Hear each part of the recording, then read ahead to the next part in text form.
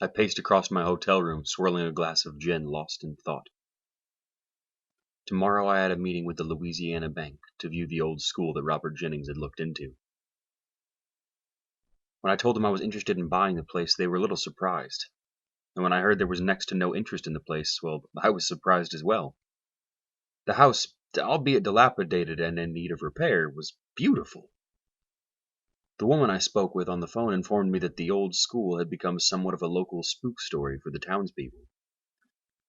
It was shut down when the funding ran out, and a lot of the students and their families were really upset with how the local government had chosen to send them elsewhere rather than provide additional funds.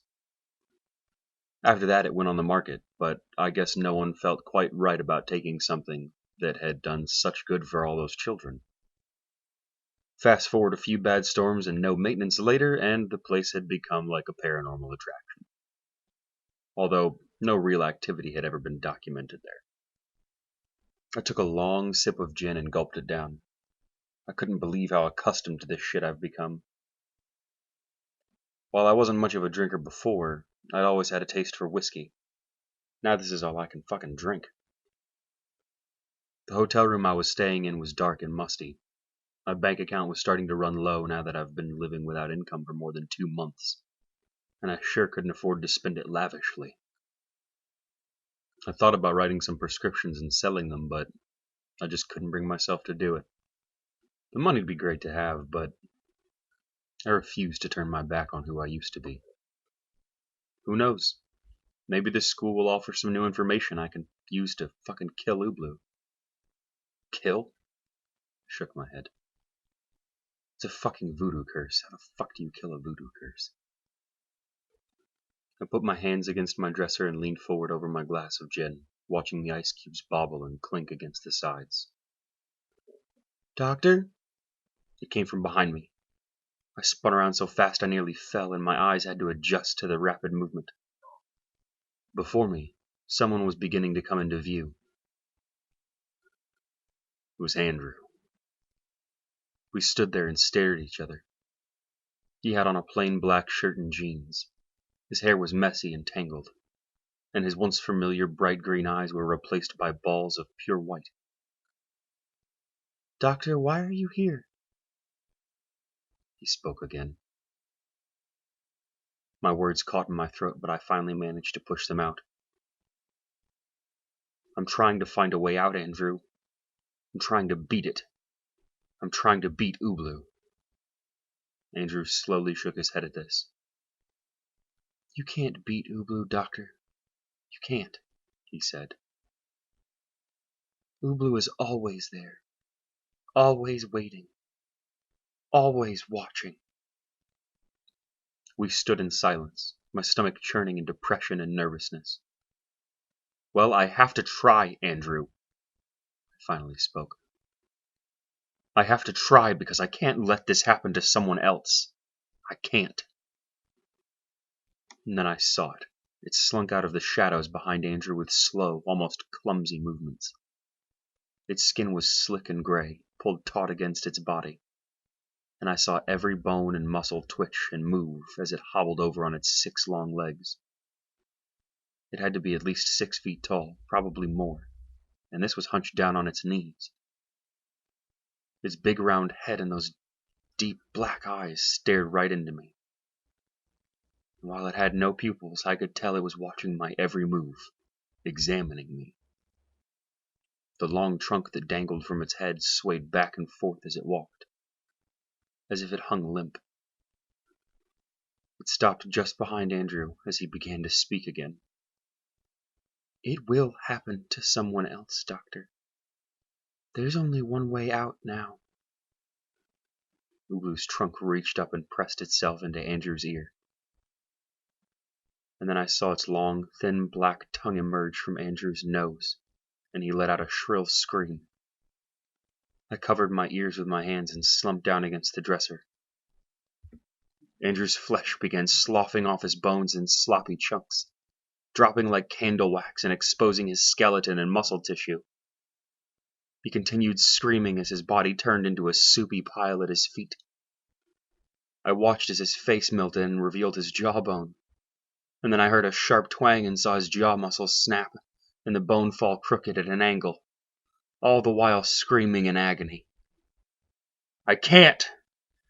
I just can't anymore! End this, please! And with that, Andrew stopped, his jaw still hung open. He was nothing but a half-skeleton now, with bits of meat and entrails caught between his bones that hadn't made it to the floor yet. He was frozen, and then his head snapped and turned to look at me, and the balls of white rolled from the back of his head to reveal those bright green, horrible eyes. Behind him, Ubloo watched all the while. The end is the beginning, Doctor.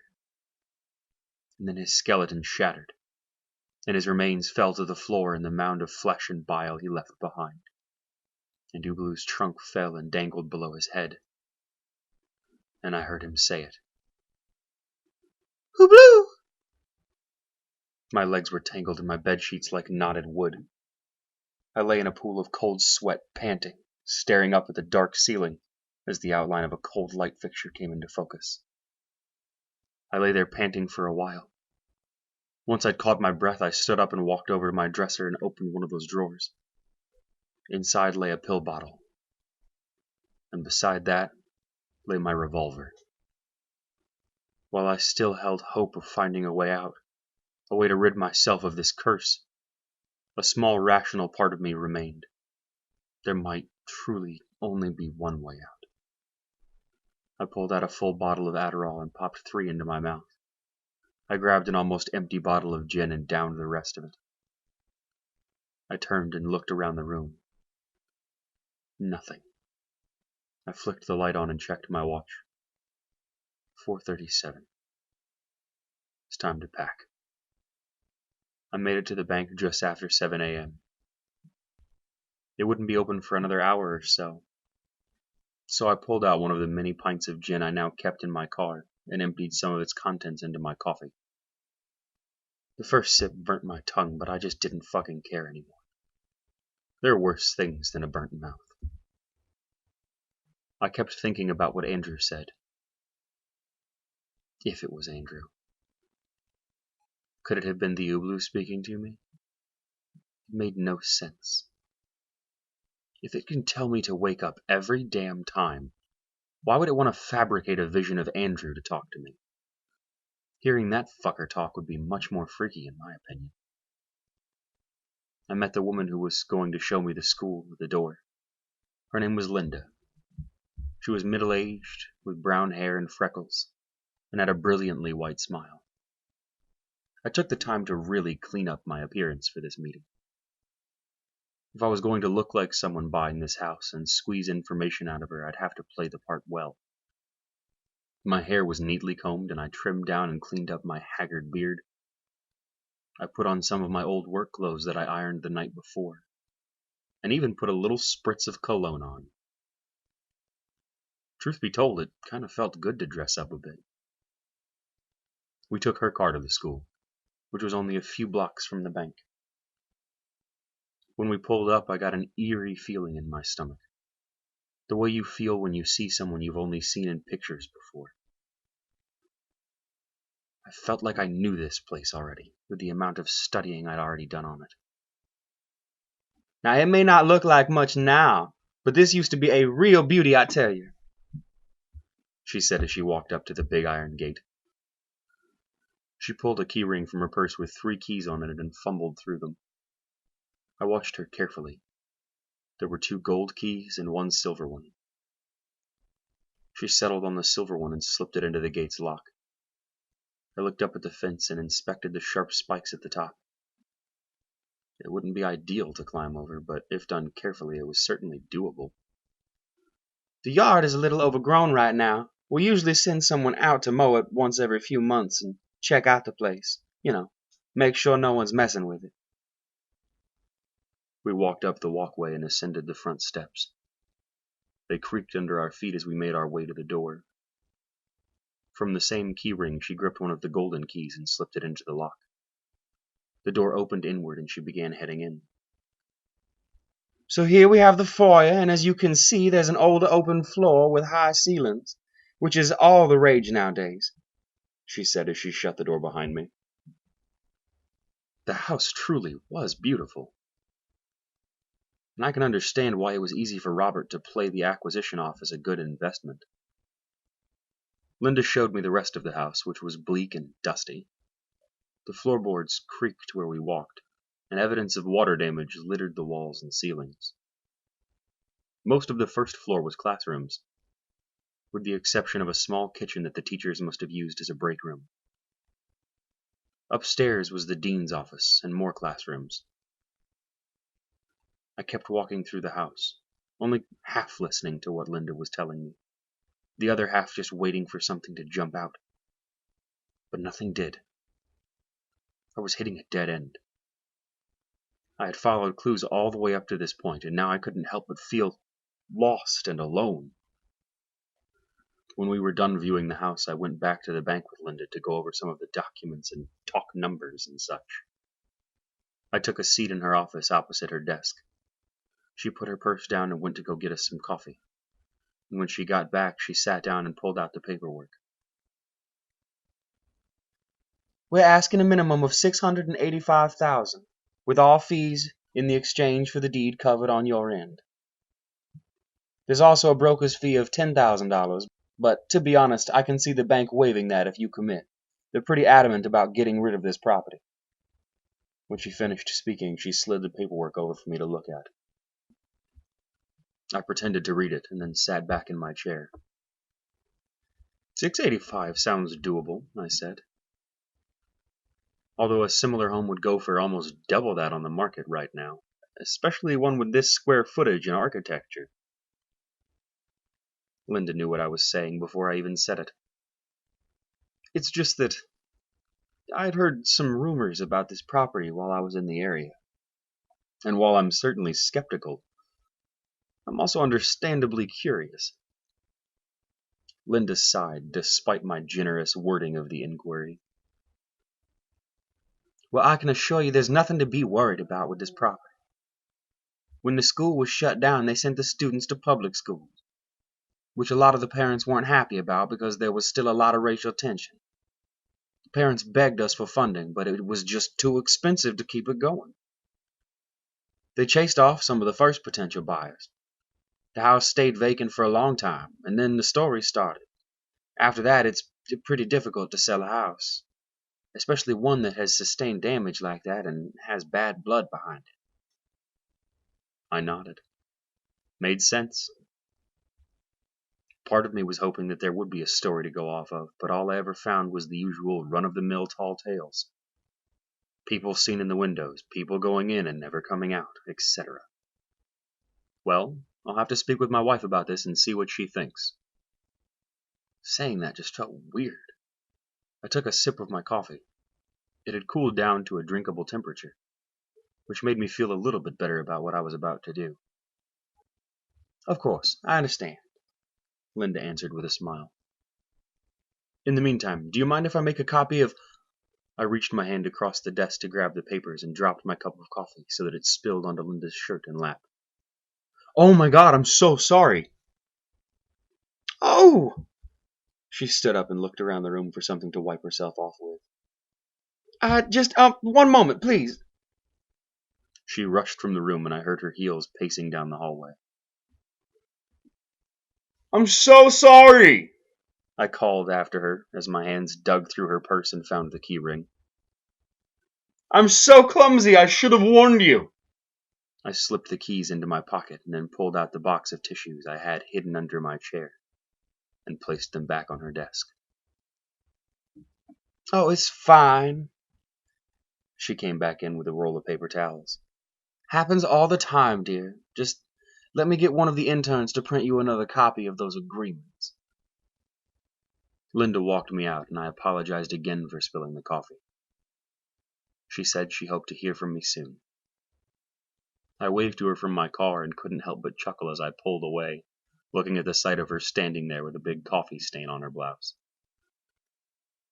Once I'd gotten back to my hotel room, I poured myself a glass of gin and sat on my bed. I threw 2 more Adderall in my mouth and swallowed. I think I'll go to the house around 2 a.m. I'll have to remember to bring the flashlight and some tools just in case I grabbed the wrong keys. While highly unlikely, it was unlike me to ever leave myself room for error. I started packing a duffel bag, flashlight, hammer, wrench, screwdriver, crowbar. I walked over to my dresser and pulled out a ski mask. I felt something heavy underneath it move and looked down at my revolver. I stood there staring at it and was jolted back to reality when my phone rang. I pulled it out and read the caller ID. It was Eli. I hesitated a moment, then answered the call. Eli, how are you? I'm fine, Doctor. Yourself? He said with that charming southern twang. I've been better, you know. I trailed off. How can I help you? Well, Doctor, I've done some researching on that, and? I said back. Ubloo was nothing new to me, so I was less inclined to tiptoe around the issue than he was. Well, I couldn't find anything else about the Dialable Ember, specifically, but I did find something similar. It was in some other tribe's history. My ears perked up and I felt my stomach flutter. Go on. Well, it says here a member of this tribe was afflicted with the terrible nightmares. They found him dead one morning in his hut, and the person that found him started getting the nightmares. Sounds promising, I said, trying to hide the excitement from my voice. Well, this went on a few more times before the tribe finally caught on. But unlike other tribes, they didn't banish the one with the dreams. Instead, they assigned him Ubuala. Ubuala? Yes, Doctor. That's old Kohei for the walker. The Ubuala would sit there with the person afflicted and wake him if he started to have nightmares by shaking him and yelling Ubloo. My stomach dropped. This was getting eerie, and it started to hit me a little too close to home. Did it help? Well, it says it did, for a little. But then the tribe member started reporting that he was seeing the monster while he was awake. No one believed him. And then one day they found him off when he was supposed to be gathering water, with his wrists slit. Somehow, this just didn't surprise me. Well, then what? The tribe's elder commissioned that he would be the Ubuala for the man who found the previous cursed tribe member, and never left his side, until one night when the man was woke from his nightmare, he wrestled a knife away from the elder and killed himself before him. Fuck. Are you sitting down, Doctor? Yeah, why? Because you're not going to like this next part. It says that the elder wanted to rid his tribe of the curse, and that anyone who finds him dead will inherit it from him. So, my heart was racing. So he asked that his tribe bring him somewhere that no one would ever find his body. Where? They buried him, Doctor. Alive. I felt sick to my stomach instantly. Jesus, Eli. I know, Doctor. Now this is where the trail runs cold. I found minor reports of nightmares elsewhere in history texts, but nothing after this. So I read into the art of voodoo. I learned that once a curse has been placed, the spirit will hunt until it has claimed everything it was promised. This is the only way to rid a curse. So I haven't figured out how burying the elder alive could stop it. I choked back nausea and tears. Well, is there a way to summon it again once it's hit a dead end like that? I mean, there just has to be some reason it's back. Yes, well, a curse can always be revitalized if it's summoned again. But even still, it will only hunger for what it was promised, and whoever summoned it would need to know the exact ritual performed. You see, certain components are required for voodoo. The witch doctor who summoned Dialabumbo cited using elephant tusks, snakes, and many other things, as well as the remains of his whole tribe. And the book you gave me was all I ever found from the Banuma tribe. Before that, everyone assumed they never even existed. My head was just spinning from all this information. Alright, well, I don't plan on calling it quits yet, Eli. And if burying me alive won't even kill this thing for good, well, I'd hope to exhaust all my possibilities before even considering that. I understand, Doctor. I am sorry to tell you all this. It's alright, Eli. Any information is good information. But I have a question. Would you bury me alive if we had to, Eli? The pause was long, but finally I heard that old southern voice speak again, smooth as water. If we had to, Doctor, I would. I reached the school at almost exactly 2 a.m. I pulled the duffel bag from the back seat and put it in my lap. I exhaled deeply and then opened the car door. The night air was still and damp. I parked a considerable distance from the school, so I slung the bag over my shoulder and started the long walk to the gate. And as I walked, I couldn't help but think about what Eli had told me. About the elder, the Ubualas, everything. How is it that Dialabuumba says Ubloo? Why would it tell me to wake up in the absence of someone else? I walked a bit further and then it hit me, and I stopped dead in my tracks. What if it isn't the one saying Ubloo? What if it's something else? Some other spirit, trying to help me, trying to stop the worst from happening. It made sense. It made just enough sense. And that's why I wake up from the dream, why I always hear it just before. I felt butterflies grow in my stomach as I walked again. If the beast feeds on despair, then it would make sense for some other benevolent spirit to wake me up before it can have its fill. My mind was racing with this new information, and for the first time in a long while I finally felt a tiny spark of hope. By the time I reached the gate, my shoulder was beginning to ache from carrying the duffel. I reached into my pocket and found the bottle of Adderall. I took another one, just to be safe. I put it back in my pocket and pulled out the keys. I held my breath, stuck the silver key in the lock, and it turned. Finally, things were starting to go my way again. I opened the gate softly and slipped inside. I ducked down and silently ran up the walkway to the door. I slipped the golden key in, opened it, and went inside without making a sound. I shut the door behind me and was surrounded by pitch black. I unzipped the duffel bag and fumbled around blindly until my hand found the flashlight. I pulled it out and turned it on, shined it around the first room, half expecting to see something there. Too many horror movies as a kid, I guess.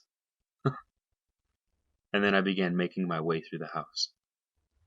Again, I don't know what I was looking for while I was searching, but somehow I felt I would know when I saw it. I started upstairs and went through the office and classrooms. I knocked on the walls, trying to hear if there were any false passages or something behind them. I scanned the rooms and then moved back downstairs. I went through the classrooms and then the kitchen, and then the classrooms again. After an hour or two of searching the house, I squatted down on my heels and just let out a sigh. I was going to have to come back another night and try again. Fuck. Funny thing is, this building wasn't too much unlike the one I lived in back in Massachusetts. I got up and walked over to the walls and rubbed some grime off. Same color paint. Or looked like it. Same setup, same hardwood floors. There was just something about carpets that I couldn't stand. Probably because I hated vacuum. Then I saw it. One floorboard. had a slight shade lighter than the rest. I walked over and shined my light down onto it. It was the same wood, but lighter. The finish a little more pronounced. It looked newer. I dropped the duffel bag and pulled out the hammer and crowbar. I pried up the nails on one end, and then pried the whole board back until it snapped in half. I had about 3 inches to see through. I tried shining my light into the hole, but I couldn't see enough. I went mad with excitement, ripping up boards. Using the open space as leverage, I pulled another 2 back and then shined my light through again. And what I saw made me sick. There were bones on the ground beneath the floor. It's not uncommon for Louisiana houses to be built a few feet off the ground, to avoid flooding. But this one was considerably far from any bodies of water. There was about a foot or 2 of space and then dirt, which was absolutely littered with charred bones and ash. I searched around that patch of the floor frantically with my flashlight, and then I saw it. Faded, but still there, was a large circle around the pile of bones and ash, with symbols that I recognized almost instantly. That was ancient Kohe. I sat there frozen, staring at the horrific inscriptions when I saw a piece of paper off to the side. I reached down through the floorboards, just with the tip of my fingers, and grasped it and pulled it up. I opened the note and it read, "I asked you how you sleep at night. Now I've got my answer." Signed at the bottom, Mania Guthrie. I sat back on my heels, bewildered. Mania Guthrie, I said to myself as I welled with anger. She must have somehow summoned Ubloo back with this ritual, and sent him after someone responsible for closing the school. My eyes welled up with tears of anger and frustration. But why? Why is the monster still searching? If it killed the tribe, then why would it still be out here? And then it hit me. The witch doctor wrote that his wife was pregnant when she was murdered, and that he burned his entire tribe to summon the monster. But what if it wasn't his entire tribe? What if what the monster wanted once it had killed off who the doctor sent it after was this child? What if the witch doctor had somehow managed to save his child? My mind was racing frantically. While primitive, it wasn't uncommon for ancient medicines to be able to perform such a procedure. I mean, it's a premature C-section, but that's it. That's all. I stuffed my tools and the note back in the bag and stood up. Mania Guthrie. I have to find her. Or at least someone who knew her. She has to know what to do next. For fuck's sake, she might be the one. She might even be the descendant of. The floorboard behind me creaked and I froze in horror at the sound. I spun around and shined my light and screamed. There in the darkness, illuminated by just a beam of light, stood Ubloo. It watched me with those cold, black eyes, and stared as I shook in fear. I need to wake up. Fuck, I need to wake up. I watched as it slowly began to crawl towards me, the bones of its body visible with every movement under the smooth gray skin. And then I realized, never in a dream had I known I was sleeping. The panic set in like a fever. The tribesmen who saw Ubloo when they were awake, the way Andrew died propped against the wall facing the door. My heart was pounding out of my chest. It wasn't some benevolent spirit trying to wake me up. How could I be so stupid? It was Ubloo. All along it was just Ubloo telling me to wake up every time, making me feel safe at the last moment, so that this time I would realize there's no waking up. There's no escape anymore. Ubloo stopped and tilted his head ever so slightly, and then galloped hard towards me. I screamed and turned and ran. I ran out of the classroom door and into the hall. And halfway down the hall I saw a door and heard Ubloo crash into a wall behind me, chasing me. It was gaining on me and fast. I spilled out of the door and found myself in another classroom. I ran and searched frantically, finding another doorway. I turned a few feet before it and pulled the revolver from the back of my waistband. I shined my flashlight at where I had just came in, and saw the doorframe crash inwards as Ubloo came barreling through it. I fired 3 shots and saw its body flinch, and where the bullets hit, there appeared small holes of black. But it didn't bleed, and I watched in horror as the tiny holes just closed up. I ran through the doorway near me, into the middle of the room, and searched around with my light. No way out. I felt my heart pound harder as I realized this. I flashed the light around more than I realized in horror that there weren't windows either. Fuck. I heard Ubloo approaching the door from the other room. I ran to the corner and turned to face it. Slowly I saw the trunk reach around the doorframe, then its head poked in. Those big, black, horrible eyes, staring at me, trapped in the corner like a rat. I clutched the handle of the revolver tightly and slumped down against the wall into the corner. This is the end. This is the end of Thomas Abian, the genius Dr. Abian who was entrusted with saving Andrew Jennings all those days ago. And I start to cry. The end is the beginning, I said to myself as I cried.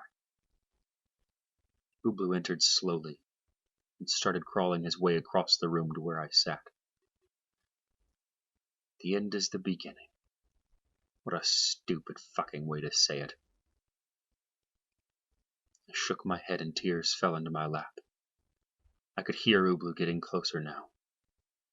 I'm just gonna become another fucking clue, I thought to myself as I sat there crying like a baby. And to think I actually hoped to... And then I realized it all. The dark, horrible, twisted sickness of it all. The monster doesn't feed on our despair or our sadness. It feeds on our hope. It keeps us alive just long enough to think we can make it, and then it takes us. The floorboards around me creaked from Ubloo's weight as it got closer. The hope Robert felt when he found the book. Andrew's hope when I gave him the cyproheptadine. My hope when I found the ritual, a note beneath the floor, and thought there might be some benevolent spirit. But most of all, that hope that when he finally came for us, we'd wake up. And I started to cry harder, and it all made sense. It's the perfect curse.